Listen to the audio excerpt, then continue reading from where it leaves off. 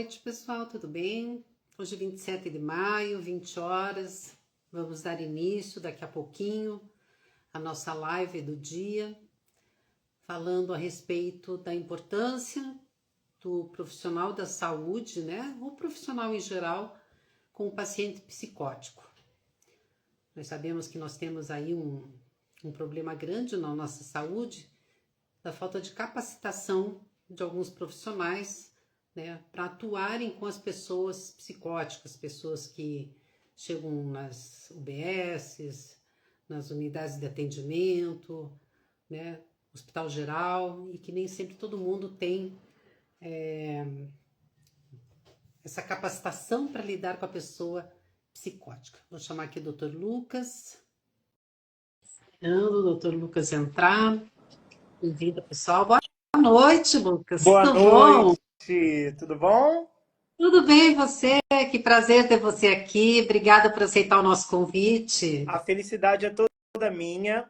Eu acho que nós, profissionais da saúde mental, a gente tem leva com muita importância o encontro.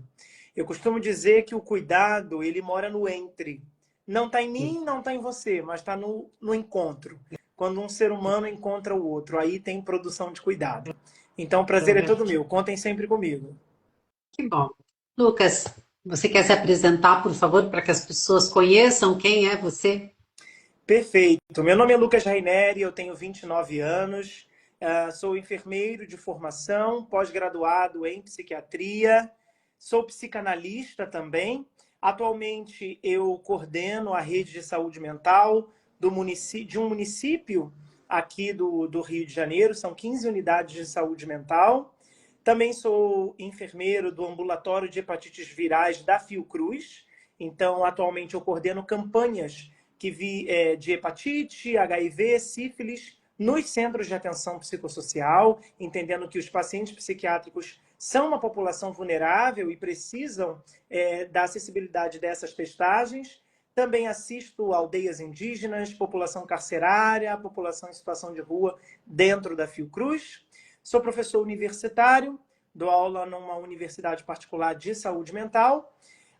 E também estou agora finalizando o meu mestrado. Eu escrevo minha dissertação, fala justamente sobre crise psicótica, sobre crise psiquiátrica e sobre manejos tecnológicos para lidar com essa crise. E, claro, trabalho aqui na internet, né? Tenho aqui um trabalho muito expressivo. Em todas as redes sociais já somam aí 150 mil seguidores e 20 milhões de visualizações, e que para mim é uma alegria poder fazer educação em saúde e influenciar as pessoas para alguma coisa positiva num mundo onde a gente tem tantos influenciadores influenciando para coisa nenhuma. É tão importante a gente usar esse canal de comunicação para, de fato, produzir conteúdo que leva para algum lugar, sobretudo para o cuidado. E hoje eu tenho um consultório. Eu tenho um consultório psicossocial, um consultório particular, onde eu atendo gente do Brasil todo e até mesmo fora do Brasil, pessoas que precisam dessa escuta qualificada, dessa comunicação terapêutica, e eu trabalho por essa abordagem psicanalítica freudiana. E não paro, né? Não paro. Estou por aí para acessibilizar conhecimento e cuidado a todas as pessoas. E haja tempo para tudo isso, né, É Lucas? verdade. É verdade. Acabei de chegar da academia, por exemplo. Sempre dá tempo, porque tem que dar tempo de eu me cuidar também, né? Parabéns por tudo isso, parabéns. Obrigado. É tão importante a gente usar hoje desses canais, né, Lucas, que dá acesso a todo mundo, porque hoje em dia não tem quem não tenha rede social, De fato. né? Quem não tem aí o Instagram, o Facebook, o WhatsApp, então quem não aprende quem não quer hoje em dia, né? Exato. Porque a informação está aí. Eu costumo dizer Parabéns. que é importante, inclusive, para os jovens que estão nos assistindo ou que vão nos assistir posteriormente, aqueles influenciadores, sobretudo, que prestam um conteúdo, um serviço de saúde, puxem o currículo Lattes de cada um deles. Isso é importante. Puxem o currículo Lattes, vejam se aquelas pessoas são isso tudo mesmo que elas estão falando. Isso é muito importante, porque hoje no Instagram, eu não tenho tanto compromisso de ser, eu preciso parecer ser. E isso é perigoso, né? Pessoas dando informações de saúde pública sem evidências científicas, porque viu numa notícia e está viralizando, e aí eu reproduzo e falo a mesma coisa. Então, é muito importante, sobretudo quando o conteúdo é denso, é sério, puxa o currículo Lattes desses influenciadores para a gente perceber se a gente está consumindo um conteúdo que deve ser agregador. Porque tem muita gente aí influenciando para coisa nenhuma. E aí é a faca de dois gumes da realidade digital. Ela pode ajudar, por um lado, muito, mas ela também pode prejudicar por outro. É verdade. Por isso que eu sempre falo que a gente tem que sempre, antes dar uma pesquisada sobre uma notícia que sai, se aquilo realmente vem de uma fonte segura, porque bobagem é o que mais tem por aí. É Fake é verdade. o que, né? Lucas, então vamos falar um pouquinho sobre o teu dia a dia aí, né, com os teus atendimentos com os pacientes psicóticos, né? Eu Perfeito. vejo sempre a tua página, gosto muito porque ela é leve, né? Ela traz, assim, situações que a gente enfrenta por aí, principalmente nós aqui que somos familiares de pessoas com esquizofrenia, né? E que você traz, assim, com muito conhecimento, mas também com muita leveza, né? De forma assim que as pessoas possam aprender vendo ali casos que você traz, né? E que às vezes nem todos enfrentam isso. Eu sempre falo que existe muito profissional da saúde mental, mas a maioria aí não está capacitado para lidar com o paciente É psicótico. O verdade. que você me fala sobre isso, sobre a falta dessa capacitação? Olha, a exigência de especialização em saúde mental, ela é recente. Há tão pouco. Inclusive, esse foi o motivo pelo qual eu entrei na profissão. Eu tinha 14 anos de idade quando eu prestei o meu primeiro concurso público para ser técnico de enfermagem numa escola federal aqui do estado do Rio de Janeiro. E logo nos estágios, no curso técnico de enfermagem, eu fui para um hospital psiquiátrico.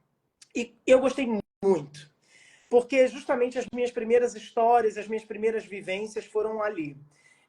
Eu percebia que em outras clínicas tinha muito óbito, tinha um clima pesado, e na saúde mental não. Tudo era muito divertido, engraçado. Assim eu fazia a leitura, de que eles me olhavam, os pacientes da psiquiatria me olhavam genuinamente. Eu tinha certeza que eles me olhavam com sinceridade, diferente dos outros. E eu me identifiquei muito. E eu perguntei para o funcionário de lá, eu ainda era estagiário, eu falei, o que eu preciso fazer para trabalhar aqui? E ele disse, basta você ser o pior. Eu falei, como assim? Ele falou, porque vem aqui para a escala quem está de castigo.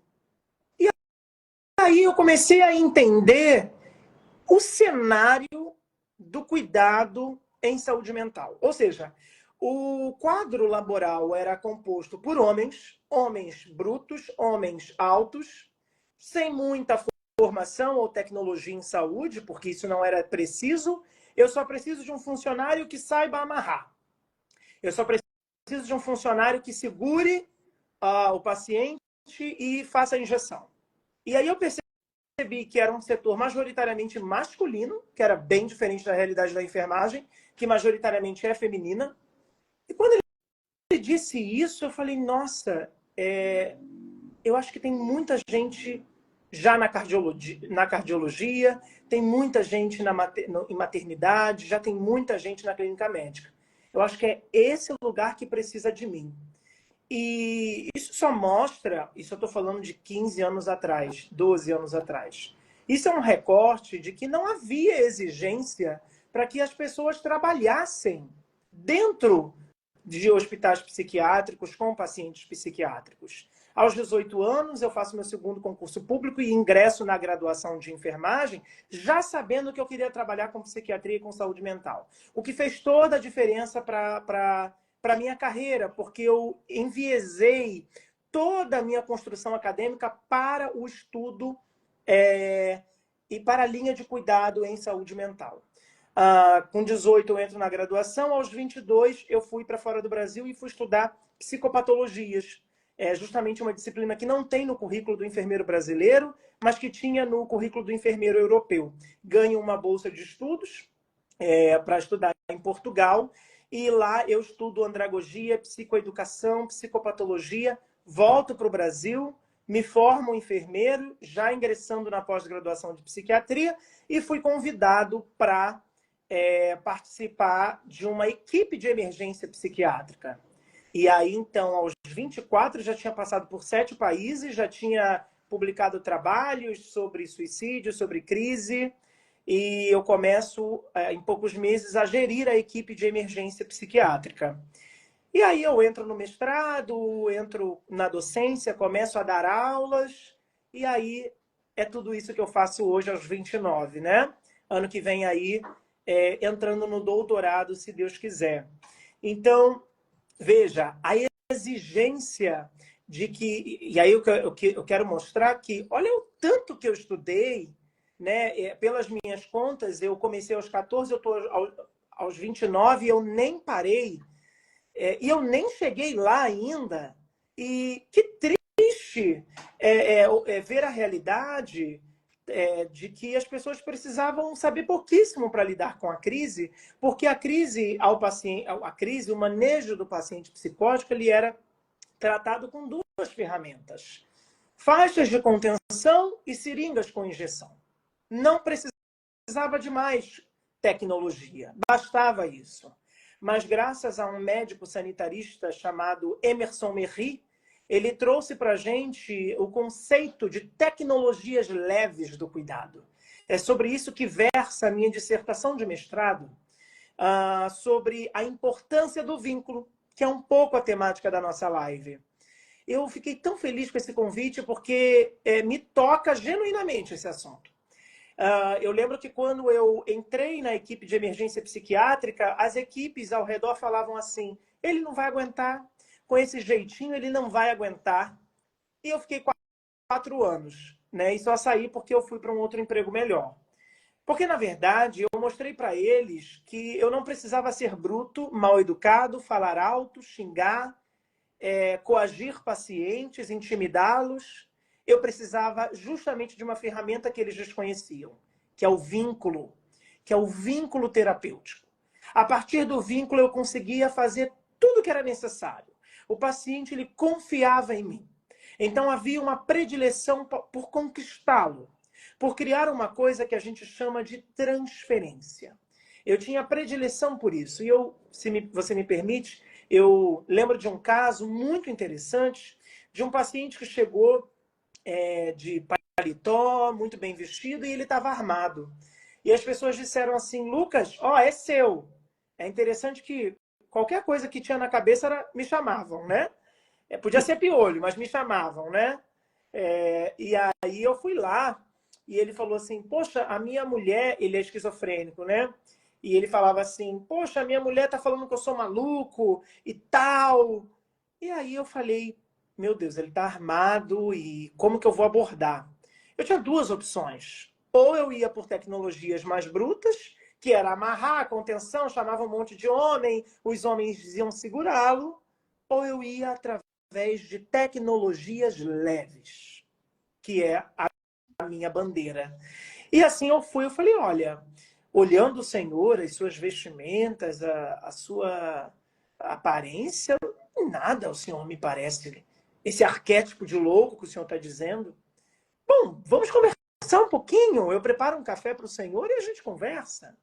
E eu me viro de costas para ele, me encaminhando para a minha enfermaria, e isso já é uma comunicação não verbal. Eu estou dizendo para ele que eu não tenho interesse em amarrá-lo, eu estou dizendo para ele que eu não tenho medo nenhum dele. Ao contrário, o meu único interesse ali é, de fato, ouvi-lo. Claro que era arriscado, mas eu costumo dizer que a atuação em saúde mental é sempre uma aposta. É sempre uma aposta. Não sei se vai dar certo, se não vai, mas eu preciso apostar. E eu viro de costas e vou me encaminhando para a enfermaria, tendo a certeza que ele vinha atrás de mim. Porque essa comunicação não verbal ela já tinha acontecido. Ele vai atrás de mim, eu preparo um cafezinho em xicrinhas mesmo, não aquelas copinhos de plástico. Eu queria que ele se sentisse importante. Porque ele estava de terno.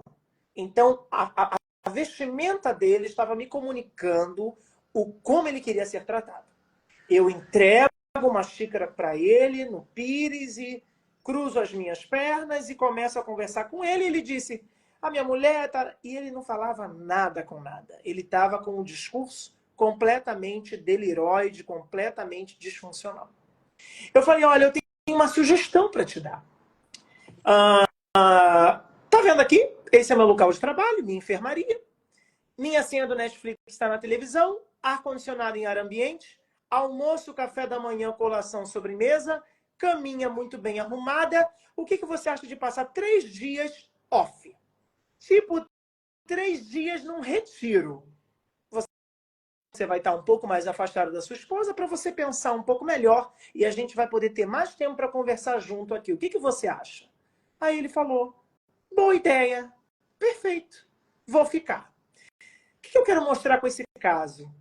Por outro viés, a gente poderia ter amarrado, contido, feito a injeção de midazolam de 3 ml e eu tinha resolvido essa história em 10 minutos. Esse manejo que eu fiz com tecnologia leve, eu levei 2 horas. Mas eu não traumatizei esse paciente.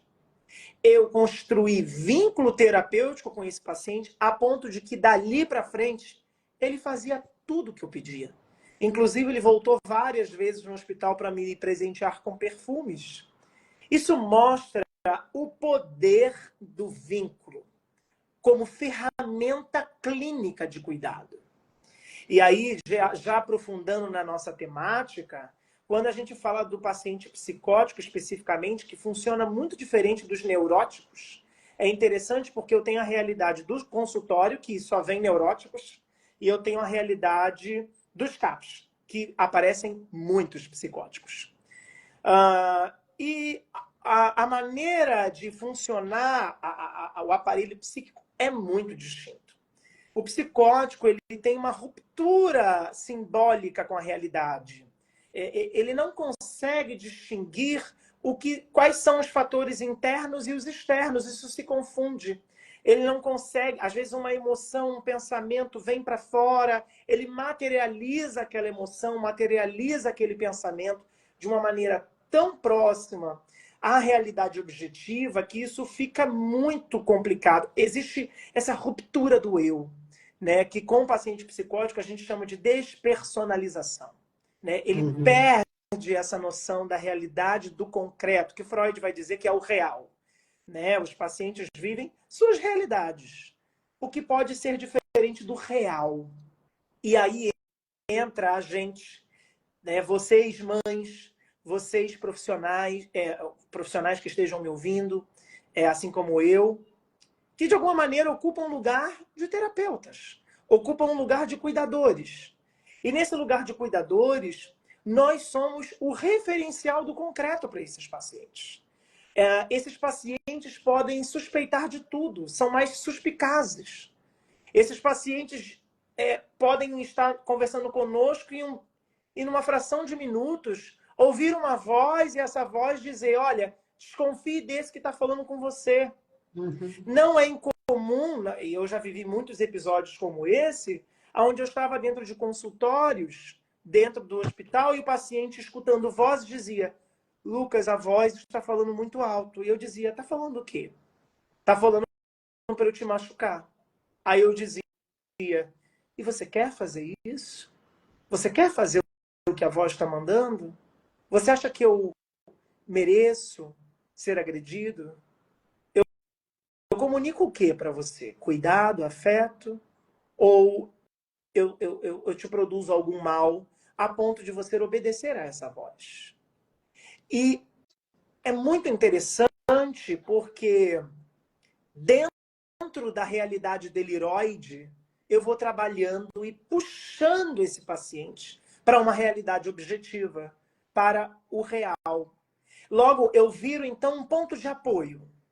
Eu viro, então, um ponto onde ele pode, sim, se segurar. Eu me recordo recordo de uma paciente que ouvia vozes de ETs e ela dizia, Lucas, minto, ela via ETs. Era uma alucinação visual e ela falava, Lucas, eu vejo ETs. Falei, mas você consegue saber quem sou eu? Sim. Durante a entrevista ela diz, Lucas, já não sei mais quem é você e quem são os ETs. Eu falei, então fecha o olhinho, escuta a minha voz, segui pela minha voz. E ali, veja, como é subjetivo, né, lidar com o paciente psicótico, porque você precisa primeiro entender a realidade que está construída, que está posta, né, entender como essa realidade deliroide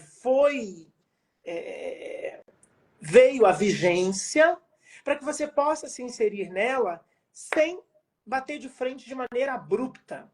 Porque, veja, pense em uma pessoa dizer assim, Lucas, eu tô com muito medo, eu tô vendo uma cobra vermelha no chão. E eu dizer, não tem cobra nenhuma aí. Mas essa é a realidade que ela está inserida, ela tá vendo de fato, né? E eu romper com essa realidade pode ser muito doloroso. Pode ser cruel, inclusive. Eu posso fazer o melhor. Ao mesmo tempo, eu também não posso dizer, olha, eu também tô vendo a cobra, peraí, deixa eu matar. Porque eu sou o ponto de apoio do real. Mas eu posso dizer assim para ela, olha, meu amor, entendo que você está vendo essa cobra, mas eu não consigo vê-la. Mas eu sei que você está vendo. Vamos então por esse caminho para que a gente possa, para que você possa começar a não ver mais essa cobra. Vamos entender por que você está vendo essa cobra? E aí quando a gente vai e a gente supera os fenômenos e mergulha na causa, que é muito comum que a gente fique só no fenômeno. E o que eu tenho? Insônia. O que eu tenho? Choro, depressão. O que eu tenho? Vejo gente morta. Sim, mas por que o seu aparelho psíquico produz essas imagens? É olhar a causa. Né? E aí, no caso dessa paciente, era uma paciente que tinha um recorte religioso muito forte. Então, ver a cobra estava associado ao pecado, à sensação de culpa, de julgo divino. Quer dizer, é muito mais interessante, perspicaz e sensato que a gente se debruce em identificar como é que essa psicose se originou, como ela foi construída, do que somente medicar os fenômenos e os sintomas. Porque hoje a gente vive o que eu chamo de patologização da vida e medicalização das emoções. Tudo a gente quer medicar. E não é assim que eu trabalho. Tá demais, né? Tá demais. O Tá diagnóstico muito. para coisas que podem ser resolvidas, às vezes, num bom diálogo, né? Exato. Um bom entendimento. Eu me recordo quando você postou esse vídeo do Homem de Paletó, eu remixei aqui na minha página, achei bem interessante, tanto que eu coloquei aqui na página. Agora, Lucas, me diz uma coisa, me dá uma dica. Sim. Nós que somos cuidadoras diretas, né? A gente às vezes tem esse tipo de. Às vezes não, né? Com muita frequência, né? Quando eles não estão fazendo tratamento de forma certa, existe muita negação da doença. Então, por negar, né? Eu não tenho essa doença, eu não tenho esquizofrenia. Então, negando a doença, dificilmente toma um medicamento. Sim. Então, a gente bate muito de frente com os delírios, né? Com as alucinações. Como que você acha que uma mãe deve, né, ou cuidador, nem sempre é mãe, deve conduzir essas atitudes, sabendo que muitos tomam a gente como a causadora de todo esse sofrimento deles? O que você recomenda? Eu sei que ninguém tem a resposta, né? Mas você que é um profissional da área, que a gente vê que você tem uma empatia muito grande com os pacientes, o que você diz para essas cuidadoras, cuidadores? Perfeito. Olha, pergunta maravilhosa, né? De fato, muitos pacientes chegam para a gente elencando que o motivo da crise foi a família.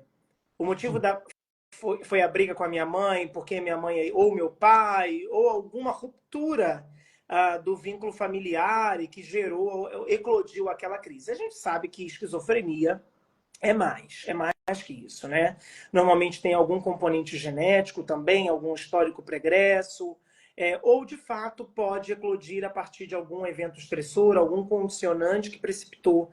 Eu costumo dizer que a doença mental, o transtorno mental, ele é um botãozinho, né? ou outra ele desabrocha. E eu gosto até de um termo que fala, né? Nós somos pessoas num planeta em crise, né? A gente surta porque a gente não tem emprego, porque a gente não tem acesso à comida, porque a gente não tem segurança, porque a gente, enfim, né? É por isso que a gente está surtando mais, é por isso que a gente está mais em crise. Bom, com o paciente psicótico, a gente tem, de fato, uma fragilidade muito grande disso que a gente chama de autopatognose, que é esse reconhecimento da doença, que é essa consciência de morbidade. Eu lembro de um caso que eu justamente fiz um manejo diferente e normalmente eu mudo bastante os meus manejos, porque o que define a minha estratégia é o quão cognitivamente esse paciente está preservado. Se o paciente ele está muito prejudicado cognitivamente, dificilmente eu vou conseguir bater de frente com esse delírio. Se eu percebo que ele tem uma preservação cognitiva, eu já consigo. E aí eu me lembro de um outro caso, de um paciente também de CDF-20, esquizofrênico, que ele justamente chegou trazendo a mãe, dizendo que ele vinha trazer a mãe, que a mãe era uma paciente gravíssima e que ele precisava internar. Eu falei, certo. E qual é o nome da sua mãe? Ele falou, Celine Dion. E aí, quando ele falou Celine Dion, eu percebi que fazia parte ali de um delírio de grandeza. E aí eu percebi que ele era muito inteligente, que cognitivamente ele era muito preservado e que eu poderia puxar um fiozinho aí para gerar um clique, né, de consciência de morbidade. E aí eu falei, certo, então se você é filho da Celine Dion, então certamente você fala inglês. E aí eu comecei a falar inglês com ele, ele falou, não, a gente morou nos Estados Unidos, mas a gente já não está lá há muito tempo. Eu falei, não, mas Celine Dion é canadense. Então veja, eu fui refutando de maneira muito respeitosa, porque eu sabia que cognitivamente ele era preservado, e eu fui ali arriscando, eu fui devolvendo perguntas para ele em que ele mesmo crivava. Opa, de fato, peraí. Ele mesmo, é como se eu tivesse forçando ele a se encaixar o máximo possível. Então, quando o paciente é preservado cognitivamente, você consegue elencar para ele, olha o que você viveu aqui nesse dia. Não foi desconfortável? Poxa, você não conseguiu dormir? Né? Olha essas vozes que estão aparecendo para você. Essas vozes podem diminuir se você seguir o tratamento. Essas vozes podem diminuir, porque eu sei que elas te angustiam. Eu acho que o que é mais importante é a gente conversar sobre os sintomas sempre. Eu normalmente pergunto, quantas vozes falam à sua cabeça? É voz de homem ou é voz de mulher?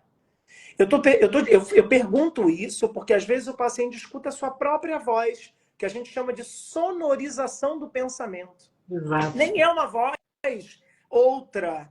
É a própria voz, é o pensamento mais alto. É de dentro para fora, né? Exato. E aí eu pergunto, são quantas vozes? É voz de homem, é voz de mulher? E as vozes mandam você fazer o quê? E você quer fazer o que as vozes mandam?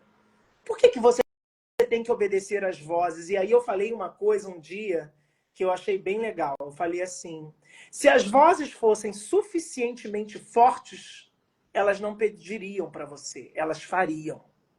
Se as vozes pedem, é porque você é mais forte que elas. Porque se elas fossem fortes o suficiente, elas faziam por você. Mas se a voz te pede, é porque você está no controle de fazer ou não fazer o que as vozes te pedem. Então, isso. Então, veja, ouvir vozes, ver as alucinações é parte da constituição da psicose. O que a gente precisa é instrumentalizar os nossos queridos a lidar com isso da melhor maneira. Então, eu tenho pacientes que escutam vozes e falam, olha, nossa, Lucas, muita voz hoje, você pode me dar aquele SOS? Quer dizer, já foi construída essa consciência de morbidade. E aonde essa consciência é criada? Claro que a mãe, o familiar, ele pode, sim, fazer isso de maneira paralela, mas ele não vai ter os artefatos necessários para dar conta disso sozinho. E, evidentemente, um paciente psicótico precisa estar inserido numa instituição pública, que é o CAPS.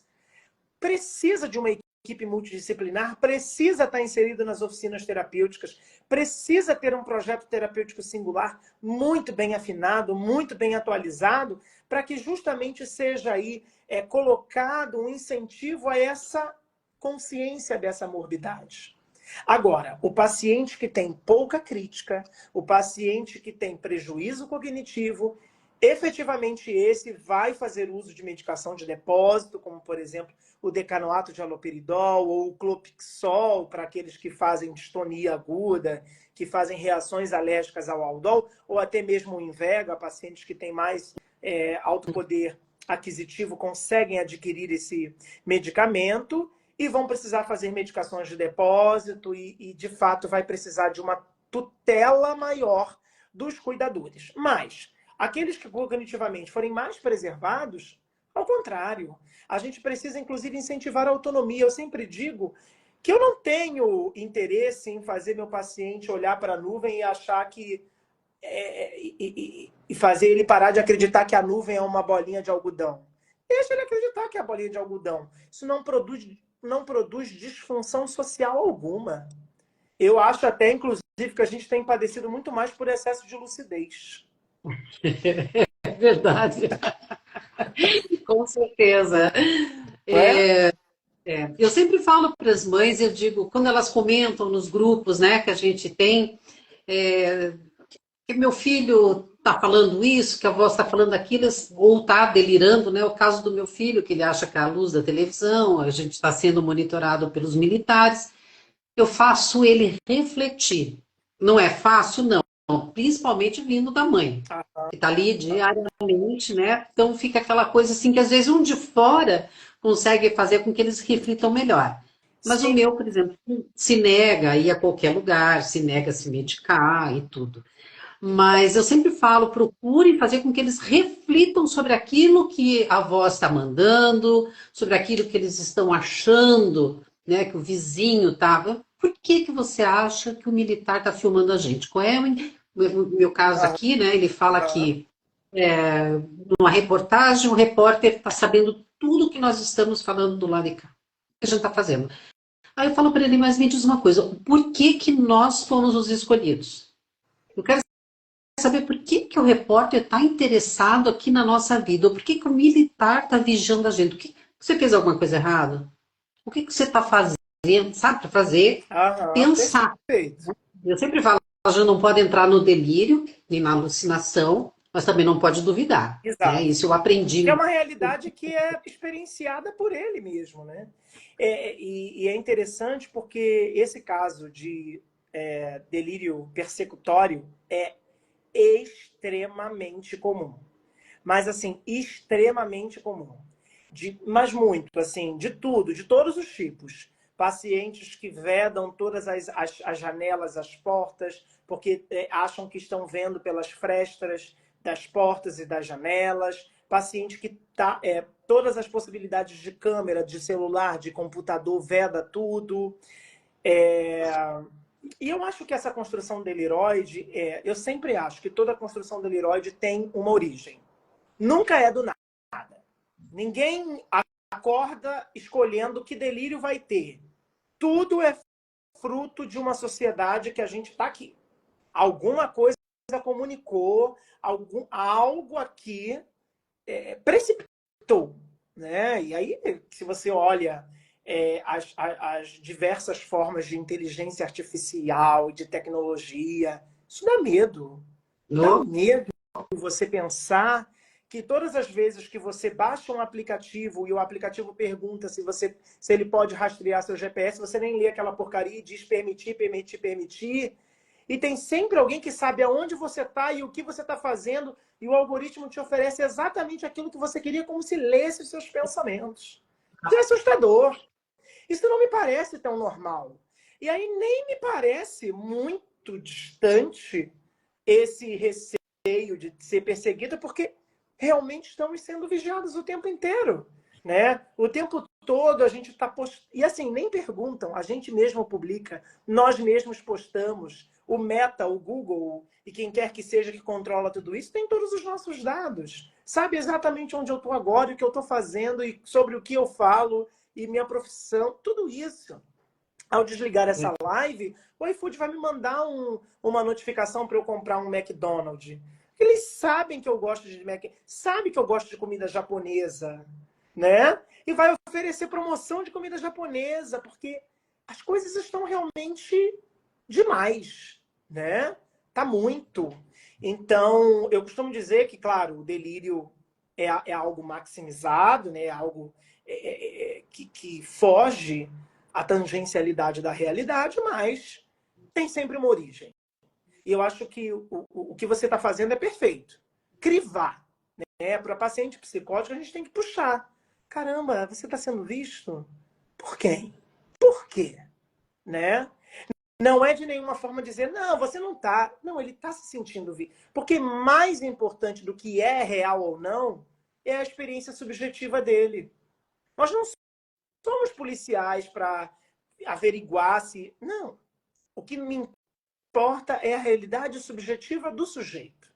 Ele sente-se vigiado. E isso já é material analítico para eu trabalhar, questionar, conversar, para que isso possa ser apaziguado. É mais do que dar risperidona, o aldol, o lanzapina.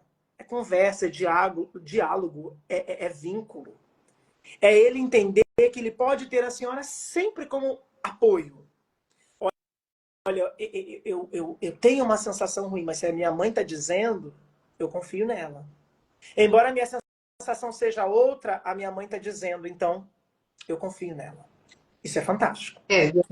E a gente também tem que lembrar, né, Lucas, que existem muitas famílias tóxicas, né? Que não permitem que o paciente, no caso ali, melhore, né?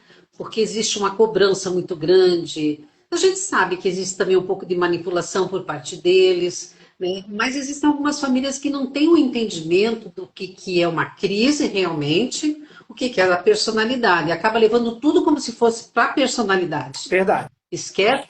A gente tem que separar, né? Ó, hoje é a doença. Não, hoje é a personalidade. Hoje ele tirou o dia para me importunar. Eles fazem isso. Eles É não como... deixaram de ser seus filhos, com as suas Exato. características e com seus histrionismos e com as suas querências, né? É importante a gente não sequestrar o eu devido à patologia, né? Ele não é o esquizofrênico, ele tem. Exato. Ele é mais do que a doença, né? E isso é importante a gente realmente saber. Vocês não deixam de ser mães, inclusive eu evoco aqui uma reflexão importante, que é não olhar com piedade. O piedosismo, ele é ele cheira capacitismo. Você olhar seu filho sempre como um coitado, sempre como, ai, tadinho. Não, isso não ajuda a reabilitar psicossocialmente.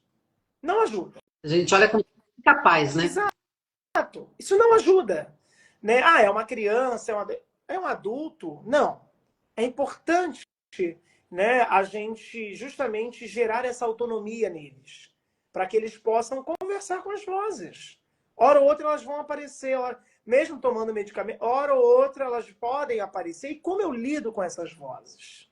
Né? Isso que eu acho que é importante, instrumentalizar o paciente a lidar com a própria constituição da sua própria existência. A maneira de existir no mundo é essa. A minha maneira de existir nesse mundo é desse jeito. E como eu posso me adequar a essa realidade? Como eu posso me adequar, me relacionar com essas vozes de maneira sadia? Caramba, hoje tem bastante vozes aqui, ok. Mas eu não obedeço elas, eu que estou no comando. E aí, peraí, vamos fazer um ajuste. Então, é bem interessante, né? Lucas, agora fala para mim, o que você acha das internações? Né? Porque existem casos realmente, quando nós abrimos os grupos, né, a associação, eu fui muito criticada, né, porque eu postei aqui no meu Instagram várias situações que às vezes as mães enfrentam. e que nem sempre as pessoas veem. Então, tem mãe que apanha, tem mãe que é esfaqueada, né? É lógico que a gente sabe que não é maioria, é minoria. Né? Eu sempre costumo. Eu fiz uma live com o Dr. Guido Palomba, que ele fala assim, Sara, na população geral, existe uma porcentagem que vai para a criminalidade. Na esquizofrenia, existe uma porcentagem que vai para a criminalidade. Não quer dizer que ele seja assim, que todos sejam assim, porque tem esquizofrenia. Né? Tanto que ele fala que esquizofrenia e psicopatia são coisas totalmente distintas e que não se misturam. É água e óleo. Ele fala isso. Né? Mas o que você acha assim? Porque quando a gente vê que realmente eles estão num estado de que ou há muita ameaça, daí não quer tomar o medicamento, a gente acaba por internar, porque a gente também acaba adoecendo, Aham, né? Eu aham. aqui moro sozinha com meu filho, mas tinha minha filha que morava antes. Mas existem outras que têm criança pequena, daí tem um que é mais agressivo, não apenas verbalmente, mas fisicamente, né? E as pessoas acabam falando que a gente quer asilar o filho, de forma alguma, ou com o nosso familiar, né? Pode ser um marido, um pai, mas não é a nossa intenção, né? Manicômio, realmente nunca mais, mas locais humanizados, Aham. né? O que você tem a falar a respeito das internações? Eu acho que é muito interessante essa sua colocação, porque o arquétipo do louco que foi colocado, posto socialmente, é uma associação da pessoa que sofre com periculosidade social. Isso está muito atrelado até mesmo por conta do histórico cinematográfico. Uhum. Você lembra dos grandes personagens dito loucos? Eu lembro do Coringa, que mata, eu lembro do personagem de Psicose, que mata, eu lembro. Então, se você for ver, né, há uma grande associação histórica da pessoa com transtorno mental com periculosidade social. E é um pouco por conta disso que surgiram os sanatórios e os manicômios.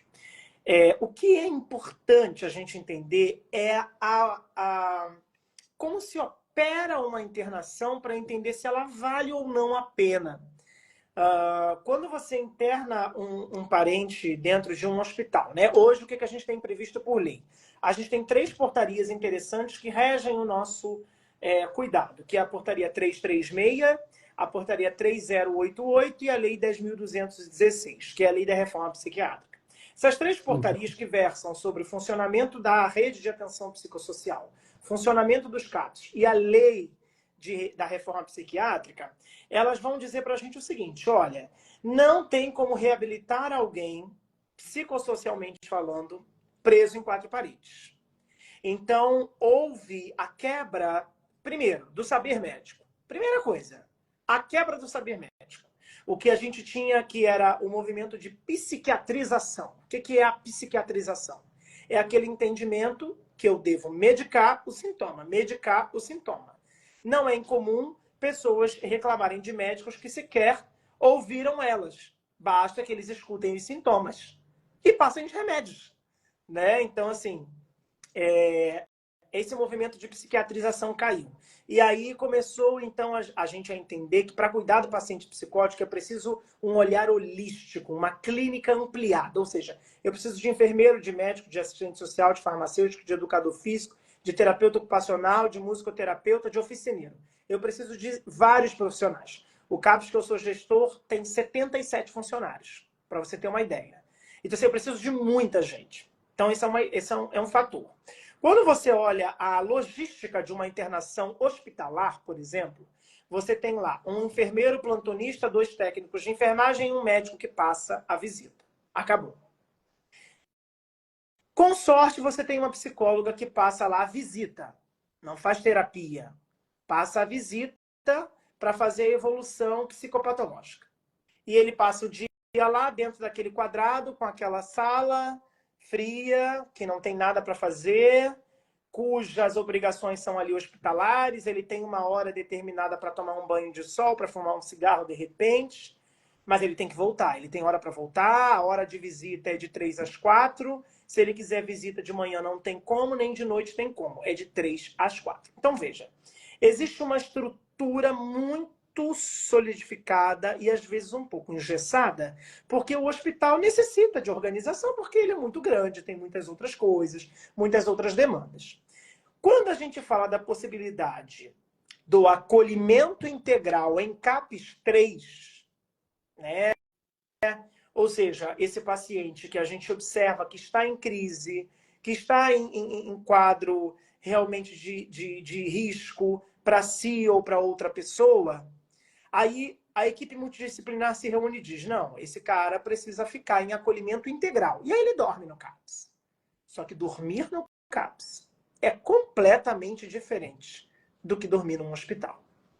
Dormir no CAPS significa ele ter acesso às oficinas terapêuticas, ter acesso a um espaço que parece uma casa, ter acesso a um espaço onde ele vai ser visto por vários profissionais, musicoterapeuta, oficineiro, educador físico, ele vai na rua, ele volta, ele não tem a sensação de estar preso, ele não tem a sensação da internação compulsória. Afinal, a gente usa o termo acolhimento, né? Vez ou outra, se ele tiver realmente com uma agitação psicomotora muito severa, ele vai ser contido na sala de cuidados, mas por um tempo muito mais curto. Isso porque hoje nós só conseguimos licitar CAPS 3, da modalidade 3, que é a modalidade que tem leitos de acolhimento integral, só com 4 leitos. E por que só com 4 leitos? Porque quanto menos leitos eu precisar ter, mais eu faço esse leito rodar.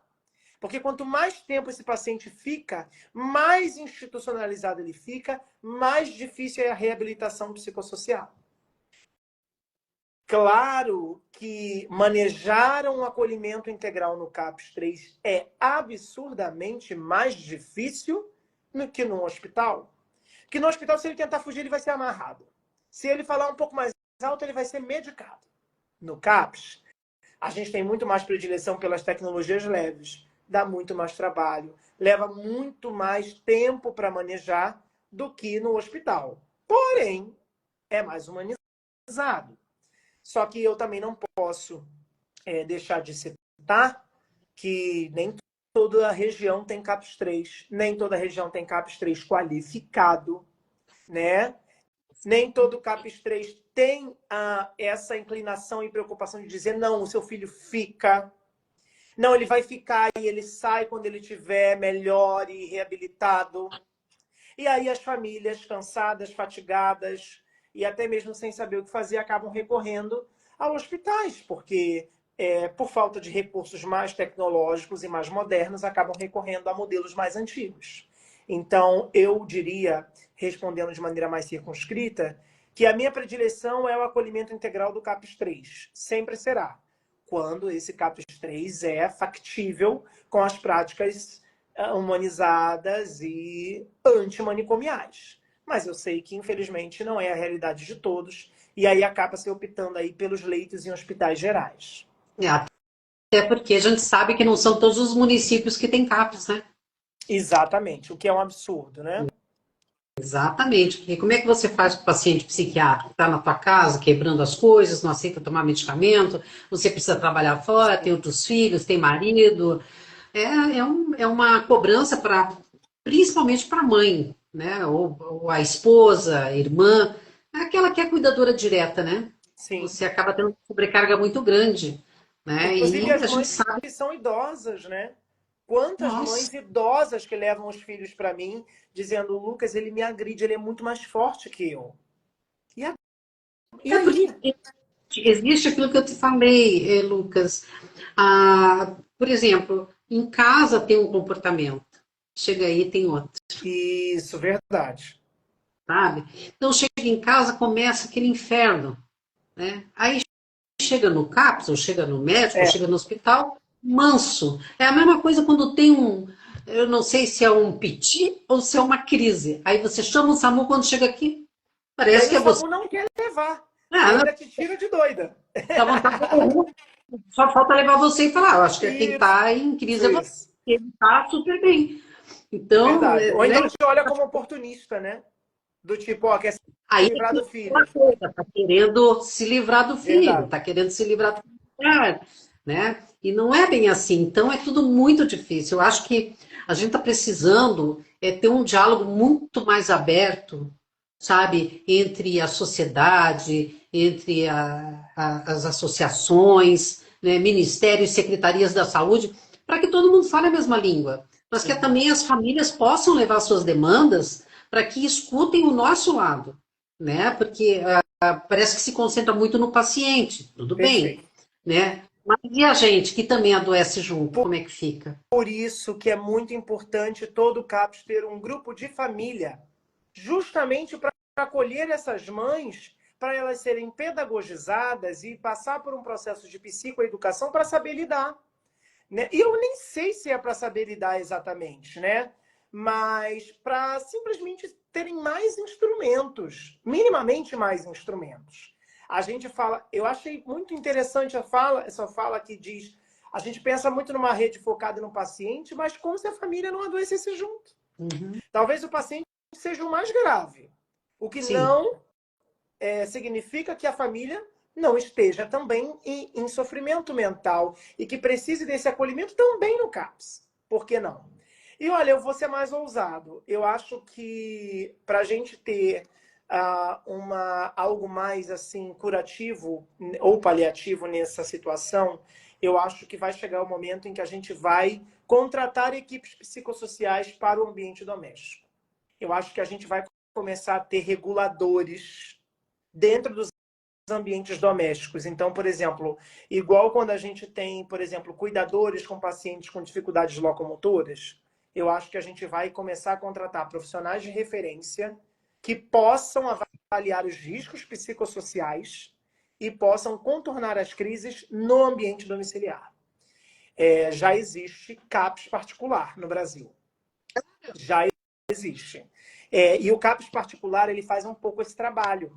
Então, por exemplo, você tem o seu filho e você tem uma vida muito ativa, trabalha, fica fora, você contrata um enfermeiro psiquiátrico, um profissional da saúde mental, que fica, dá o plantão na sua casa.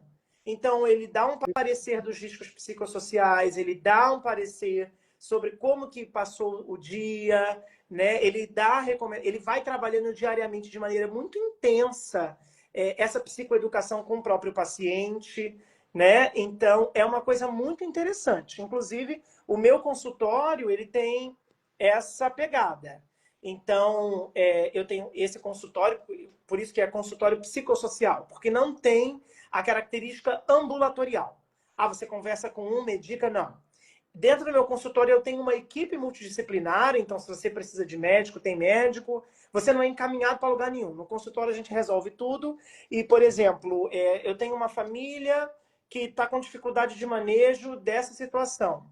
Então, eu tenho um técnico de saúde mental que vai até a família, faz essa abordagem. Esse técnico, ele que aciona a SAMU, ele que acompanha o paciente na SAMU. Ele acompanha o paciente na internação se for necessário. Né? Eu acho que a gente vai caminhar para esse modelo. Porque esse modelo comunitário, que é mais territorial, a gente só conhece dentro do SUS. Mas eu acho que é preciso avançar. E eu estou lendo. Nossa, tem muitos comentários, né? Que bacana, né? De repente, eu não sei se é interessante colocarem aqui nas perguntinhas, não sei como é que pode ser, né? Para a gente conseguir acompanhar melhor. De fato, a atenção psicossocial é muito cara. Muito cara.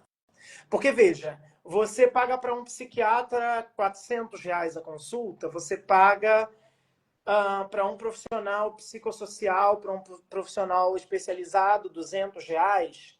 Imagina você ter uma assistência multidisciplinar para um paciente. O problema é que o paciente ele está dentro de um contexto biopsicossócio-espiritual. Quer dizer, ele é complexo. Ele é complexo. Né? E aí, como acessibilizar isso? Como acessibilizar? Né? Então, eu acho que a gente vai avançar para empresas que vão fornecer profissionais especializados em saúde mental para mediar crises e conflitos nas residências. Eu acho que esse vai ser um próximo avanço aí na saúde brasileira. Mas daí no caso privado, né? Privado. Privado.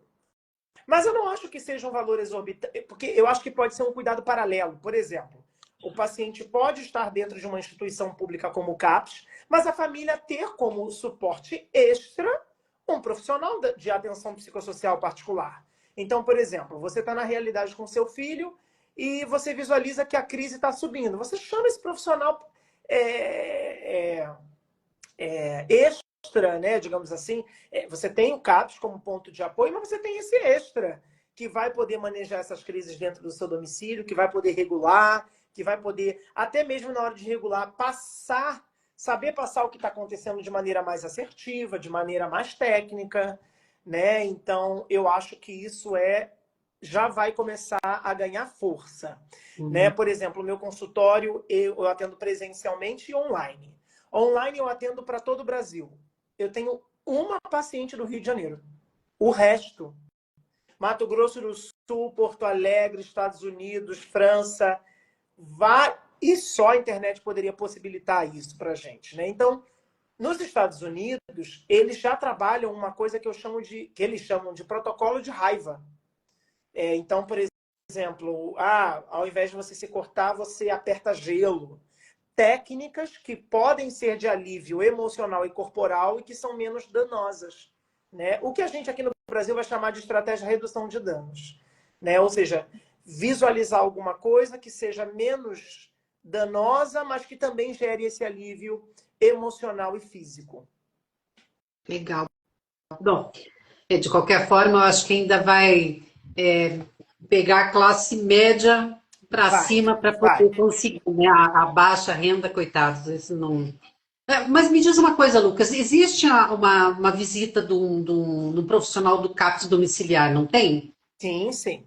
Quando esse paciente, ele primeiro entra no CAPS. Ele entra no CAPS sem a necessidade de encaminhamentos, ele pode ser... O CAPS é um equipamento porta aberta, então você pode olhar a plaquinha CAPS e entrar.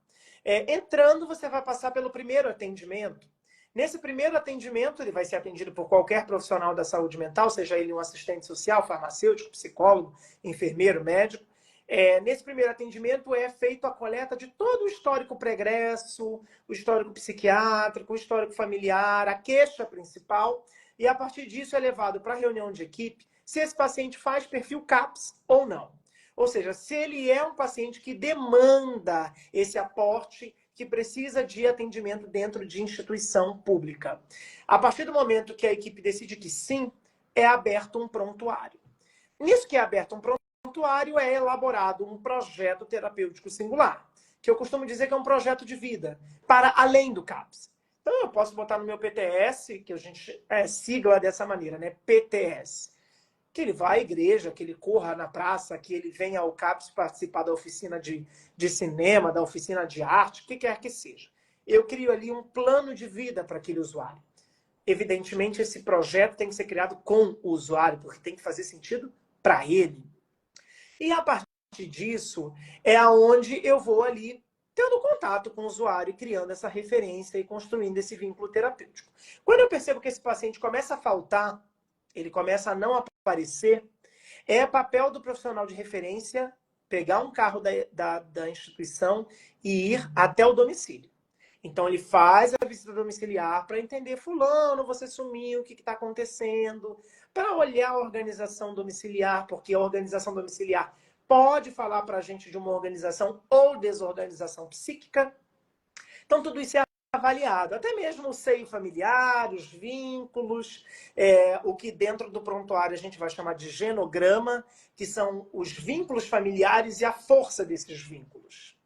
Então, é obrigação do CAPS. Inclusive, é uma meta assistencial.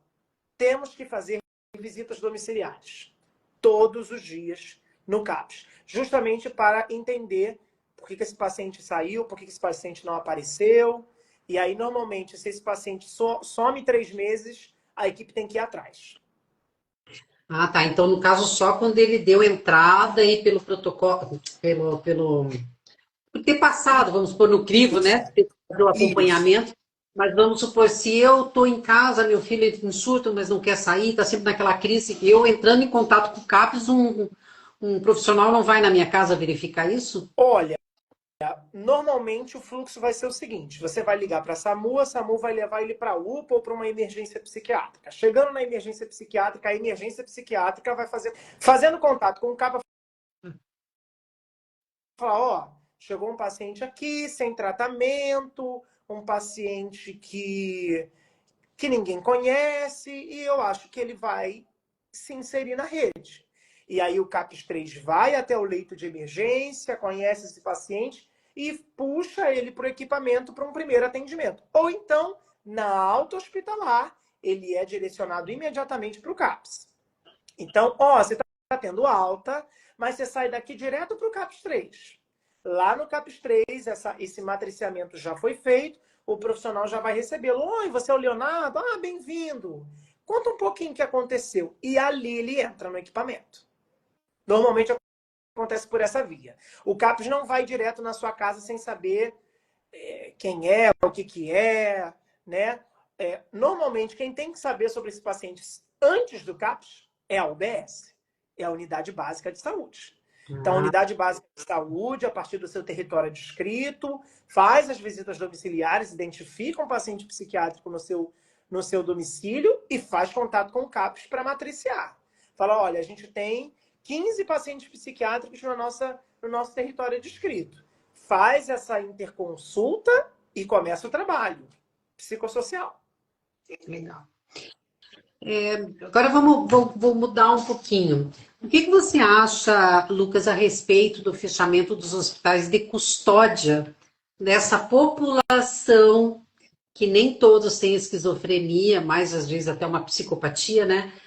Para tratar aí nos CAPs. O que Talvez você acha disso? essa seja a pergunta mais difícil. Essa é o elefante branco. Essa pergunta realmente é difícil, porque, de fato, a gente tem muitos, não muitos, mas alguns pacientes realmente que apresentam algum grau de periculosidade, né, que possuem essa ruptura, que eu costumo dizer que é um rompimento do sistema límbico, que é o sistema das emoções. A pessoa não sente piedade, misericórdia, nada disso. Você irritou a ela está com a barra de ferro na sua cabeça e você morreu. Não tem a ver com maldade, especificamente nesse registro do que a gente entende o que é ser mal. É um rompimento com o sistema límbico das emoções. Ele não sente uma aparente apatia. Bom, eu tenho algumas pacientes em hospitais de custódia. Né? Aqui no Rio de Janeiro, a gente tem alguns e, sobretudo, todos eles estão fechando. E nisso que eles estão fechando, a justiça, de maneira muito irresponsável, é até engraçado dizer isso, tem mandado a gente colocar pacientes em residências terapêuticas. O paciente sai do manicômio judiciário e vai para a residência terapêutica. Né? Olha, eu vou responder de maneira muito ousada. Hoje, eu não visualizo nenhum equipamento que tenha as tecnologias necessárias para manejar esses casos. Hoje, esses pacientes estão parando nos CAPs e os CAPs estão se virando. Mas eu não acho que hoje as equipes tenham suporte tecnológico, capacitação especializada para lidar com pacientes egressos de manicômio judiciário. Eu não visualizo. Não visualizo. Imagina as famílias recebendo eles. Exato. Né? Inclusive, eu acho que por isso que a justiça está mandando a gente colocar em residências terapêuticas. Justamente para não colocar isso sobre as famílias. Só que, assim, também é um problema. Porque tem a residência terapêutica que não aceita. Exatamente. Exatamente. Porque justamente a residência terapêutica é um lugar para pacientes egressos de outras internações que têm esse suporte familiar fragilizado, né? E que a gente quer reconstruir, reconstituir. E é um serviço transitório, não é um serviço de permanência. É um serviço transitório, de 6 meses, mais ou menos, para que a gente possa levar esse cara a um funcionalismo social mais adequado para ele ter a casa dele e tudo mais. Quer dizer, em nada a residência terapêutica tem um trabalho de psicoeducação ou que um paciente egresso de manicômio judiciário precisaria. O que eu acho que seria uma possibilidade é fomentar as ações dos CAPs com pacientes institucionalizados. Isso era um primeiro ponto. Então, fazer os CAPs entrarem nos manicômios judiciários, entrar no Degase, entrar nesses lugares, já ir trabalhando com eles lá dentro algumas questões, acolhê-los e, mesmo assim, capacitando copiosamente as equipes para recebê-los. Porque não é um paciente igual aos outros. Não é. Inclusive, exige muito manejo medicamentoso, né? A gente sabe que a gente não tem medicamento para tratar psicopatia. Psicopatia é personalidade. Mas eu consigo ali colocar uma carbamazepina, algum medicamento que possa... que está na classe dos estabilizadores de humor e que controla um pouquinho os impulsos. Garantia, eu não dou. E aí eu acho que esse é um ponto. Que hoje eu não vejo um equipamento exatamente estruturado. E assim, a galera tá fechando o hospital de custódia e só fechando mesmo. Sem prover o próximo passo. E isso Foi pode tudo ser assim, realmente um problema. tudo meio que feito nas coxas, uma coisa. E eu achei muito interessante porque foi uma briga e tal, porque não consultaram familiares. Aham. Aliás, nem mesmo a psiquiatria tal, porque até a gente sabe que tem psiquiatra e psiquiatra, né? Tem aquele que Sim. quer ganhar dinheiro e tem aquele que realmente quer tratar, quer ver o melhor no paciente. Mas foi uma coisa assim que a Rosa Werner, né? Foi lá, fez a resolução, passou a caneta e dane-se a família, né? Porque muitas vão ter que receber em casa. E se você não recebe, é aquela coisa de Vara abandono, né? da família, Ministério Público. E os Tem profissionais tudo. da saúde também estão assustados. Porque eles também não Sim, sabem lidar. Imagina a eu família, né? imagino. Porque o que você falou, a ideia que você deu, que seria o ideal, realmente, dos CAPs irem até lá, assim mesmo, eu tenho certeza que muita gente ia se negar, Aham. né? Porque tem medo. As pessoas têm medo. Você não sabe a reação dessa pessoa. Se ela está lá, de repente, cometeu um ato hediondo, né? Pô, por que não vai fazer isso comigo? Sim. Isso é uma coisa natural do ser humano, medo, né? Eu vou te dar assim, um exemplo que nem chega a isso, mas o SAMU, uma vez eu fiz uma. Fui conversar aqui com um dos coordenadores do SAMU aqui de Curitiba, e ele falou que apenas 5% dos profissionais do SAMU concordavam em trabalhar com emergência psiquiátrica. Por quê? Porque às vezes apanham, né, toma chute, é aquela coisa, né? Aí às vezes a pessoa está com faca, tem que a polícia junto, ou está armada, a polícia tem, né, tá junto. Então, que eles preferem não trabalhar com paciente psiquiátrico. O que essas famílias fazem, né? Para você ver como a gente fica meio que ali no limbo mesmo, né? Mas enfim. Eu acho que tem uma lacuna mesmo, assim. Eu até conto o relato justamente de uma paciente egressa de manicômio judiciário, foi para residência terapêutica, usuária de droga muito intensa, chegava sobre o uso de droga psicoativa na residência terapêutica, roubava o pertence dos outros residentes. E um belo dia ela esfaqueou uma pessoa na praça, matou, chegou toda ensanguentada na residência terapêutica e foi uma confusão danada. Polícia, SAMU, bombeiro, aquela coisa. E ela voltou para o hospital de custódia, quer dizer, voltou porque ainda está aberto. E quando fechar? A gente vai Exatamente. colocar ela onde, né? Quer dizer, eu realmente acho que foi um pouco negligente, fecha tudo sem prover o próximo passo. Eu acho Exato. que as equipes dos CAPs estão assustadas, as equipes de emergência estão assustadas. Tá todo mundo meio que sem saber o que fazer. Eu acho que é uma lacuna no serviço de saúde mesmo. Lidar com esses egressos que estão aí, para agora aí eles chegarem. Já estão chegando. E será que não tinha como a gente fazer uma ação, alguma coisa para tentar, pelo menos, né, que isso, não que se reverta, mas que pelo menos se estude, né, que não se feche tudo agora, para entrar com essa, até com sugestões mesmo, como essa que você deu, né? Por exemplo, Pensar. a lei da reforma psiquiátrica, inclusive, que falava inicialmente de fecha tudo, foi parcialmente revogada justamente por quê? Quando começou a fechar tudo, perceberam que o número de pessoas em situação de rua aumentou abruptamente. Exatamente por isso, porque não dá para você sair fechando aqui sem abrir aqui.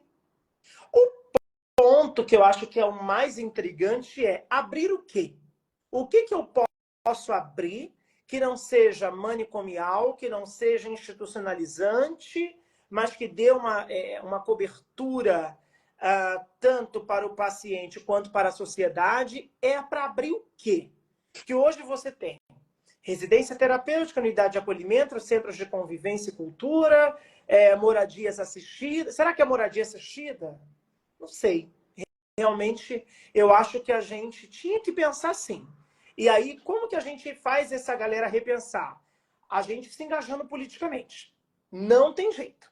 Se a gente não tem representatividade política para participar dos fóruns, dos congressos, dos simpósios, ir lá na Câmara, discutir quando essas pautas são abertas, eles nunca vão escutar quem sabe do assunto. Vão decidir pela própria cabeça e a vida vai seguir. E até mesmo, gente, capacitar a galera que está trabalhando nesses manicômios judiciários. Como que eles podem fazer esse processo de saída? Como eles podem fazer o que eu chamo de encaminhamento implicado? Não é só falar, daqui você vai para lá. O que é o encaminhamento implicado? É o encaminhamento esmiuçado. É passado parte... É o cara, antes de ser liberado lá, ele passa 2 dias no CAPS e volta. Ele passa ele vai fazendo um processo de reabilitação psicossocial entre essas instituições e o CAPS. Eu não estou dizendo que isso vai resolver, mas eu acho que essas coisas poderiam minimizar esse impacto direto. E tem um outro agravante, Lucas. Às vezes a pessoa está lá, está sendo medicada, está controlada, né? Está ali num local onde está sendo controlada. Sai, você não tem como pegar um homem pela mão e falar, vamos lá para o CAPS fazer o acompanhamento. Sim. Aí vai ser quando vai sair, vai para a loucura realmente, né? Ou entra, volta para a família, começa aquele caos, até acontecer o pior, né? Para sair nas mídias aí, né? Mas esse suporte para a família e para essa pessoa que está saindo não tem. Porque ela vai falar, bom, agora eu estou solta, não preciso mais tomar remédio, porque a gente sabe que tem os efeitos colaterais, aquilo, né? Sempre dá alguma coisa ou outra, tá cansado de tomar os medicamentos, e como é que fica, né? Tudo isso, né? Eu acho que essa reação paradoxal com soltar é justamente porque estava preso, né? Tem algo aí que é quase que filosófico e ontológico da gente pensar. O fato do cara estar preso e ser solto é como se eu tivesse dado uma recompensa, né? Porque ele estava num castigo. Quanto mais essa conotação de castigo e de prisão, paradoxalmente será a resposta quando ele vier à liberdade, né? Então, eu acho que realmente, além da mudança estrutural dos manicômios judiciários, o preparo de um novo espaço. Sem esse trabalho mútuo lá dentro e aqui fora, as coisas vão ficando do jeito que der para ficar. Eu acho que vai acontecer muita coisa ruim. Eu acho que, infelizmente, vai acontecer muita coisa ruim. E para revogar isso vai ser um pouquinho complicado, né? Mas vai porque a população psiquiátrica não engaja, não gera interesse de quase ninguém. De quase ninguém, que eu digo assim, né? As autoridades, né? Como você falou, 5% das pessoas querem trabalhar com saúde mental, com psiquiatria, né? Somos poucos, somos muito poucos. Sem emprego a gente não fica, né? Esse é o bom. Mas... pouco valorizado, mas também a gente tem que valorizar profissional que nem você, né? Que tem empatia, porque tem uns que não serviam para trabalhar nem extremamente. Verdade. Isso é verdade. A gente encontra aí realmente locais, tanto público quanto particular, que, sinceramente, eu não sei o que uma pessoa está fazendo ali, trabalhando com pessoas que estão em sofrimento mental. E até mesmo assim um incentivo de remuneração, porque se você remunera bem profissionais da saúde mental, você gera ali um incentivo. Porque, gente, eu tenho um psiquiatra que cuida de mim, um analista que me olha toda semana, eu tenho uma equipe que cuida de mim, porque Se eu falo de saúde mental e cuido da saúde mental dos outros, eu preciso de uma equipe que cuide da minha. E que não é o papel do amigo, que não é o papel do pai, é outra coisa. Né? Então, isso é importante também, né? A gente ter esse zelo e esse cuidado e ter o fomento do governo para que mais pessoas queiram ser dessa área. Uhum. Lucas, olha, esse bate-papo dava para ir uma noite inteira, né? Mas a gente também tem as coisas da gente para fazer, né? Você tem que descansar, porque eu imagino que deve estar arriado. Não, de maneira nenhuma. Eu amei a nossa live, eu amei você, sabe? A forma como você explanou, né? O teu conhecimento, a forma como você fez com que as pessoas entendessem, né? De uma forma assim tão simples, tão direta, tão leve, que não vai ficar só por essa. Eu gostaria primeiro de comunicar, né, que nós dois andamos conversando de você dar um suportezinho para a AME, né? Então fica aí o pessoal avisado que uma vez ou outra a gente vai fazer encontro online, vai ser pelo Meet, né, Lucas? Para o Lucas aí dar um suporte para gente, pelo menos uma vez ao mês, né, Conte Lucas? comigo. Dá para a gente fazer. Beleza. E outra coisa, eu quero que você deixe aqui o teu endereço, né, aí no Rio de Janeiro, ou mesmo para quem queira fazer um contato online contigo. Perfeito. Inclusive, eu aproveito primeiro a agradecer tantos comentários maravilhosos, tanta interação bonita aqui. Eu queria avisar para vocês que eu estou às vésperas de lançar meu primeiro livro. Tá. O meu livro se chama Na Linha de Frente e versa sobre manejos de crise baseado na minha realidade clínica de 12 anos de carreira. Eu vou fazer 30 anos e eu quero coroar esses meus 30 anos de vida lançando o meu primeiro livro. Então, eu vou lançar meu primeiro livro. Parabéns. Ele vai ser digital. Para o Rio de Janeiro, ele vai ter aqui fisicamente, mas para todo o Brasil, ele vai ser lançado de maneira online. Vocês podem me encontrar, eu vou colocar aqui no nosso chat o meu arroba, que é dr.lucasraineri. E nesse Instagram, vocês vão encontrar todos os meus vídeos, todas as minhas explanações sobre saúde mental, sobre casos clínicos e como eu resolvi esses casos clínicos, né? E se você também precisa de algum suporte, de algum atendimento online, eu vou deixar aqui também o arroba do meu consultório, que é arroba consultório psicossocial. Aí lá tem meu endereço, lá tem meu WhatsApp particular, se vocês quiserem falar comigo no meu WhatsApp, lá tem um link na bio do meu Instagram, onde você vai acessar meu canal do Telegram, meu WhatsApp, aonde eu tô, lá vocês vão conseguir ver tudo. Também deixo claro que eu sou adepto aos encontros. Todos vocês que quiserem alguma troca, alguma palestra, podem me convidar. Eu sou completamente aberto a essas trocas. Quantas vezes quiserem. Se eu tiver espaço, eu vou dizer sim. Porque eu acho que essa é a minha missão nessa terra. A minha missão nessa vida é falar de saúde mental e o quanto eu sou feliz nessa área e o quanto eu quero fazer diferença para esse mundo. Não sei se eu vou mudar o mundo, mas um pouquinho, Alguma coisa, uma semente você eu vou deixa. Pode saber tentar. disso. Com certeza vai deixar uma, não, eu acho que muitas sementes. Acho que hoje aqui você já conseguiu espalhar algumas, Eu viu? fico muito feliz mesmo. Eu que Muito fico. obrigado pelo seu convite. Obrigada a você, Lucas. Obrigada a quem ficou aqui, né? Nós somos muitas. É até vergonhoso, eu sempre falo, até vergonhoso a gente ver o número de pessoas que tem aqui. Eu sei que muitas vão assistir depois, mas só no meu Instagram são quase 12 mil seguidores. São 3 grupos no WhatsApp que totaliza mais ou menos 600 pessoas. Eu acho que Uau! elas, só no WhatsApp, eu acho que elas perderam uma live tão rica. Lógico que a gente vai lá, compartilha, algumas vão assistir depois. Mas nada como interagir na hora, É né? De verdade, é repente, gostoso isso é aqui, muito muito legal. bom, né? Mas eu sei que não vai faltar oportunidade, daí depois a gente vai combinar, então, a data para a gente fazer o nosso encontro online. Maravilha, Lucas, meus amores. Deus abençoe todos vocês e força. obrigado. Contem sempre comigo para qualquer orientação, para qualquer suporte que eu puder dar.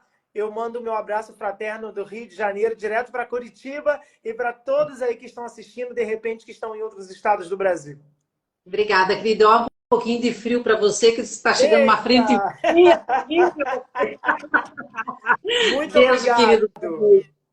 Tchau, Um beijo no coração. querido. Tchau, tchau. Tchau.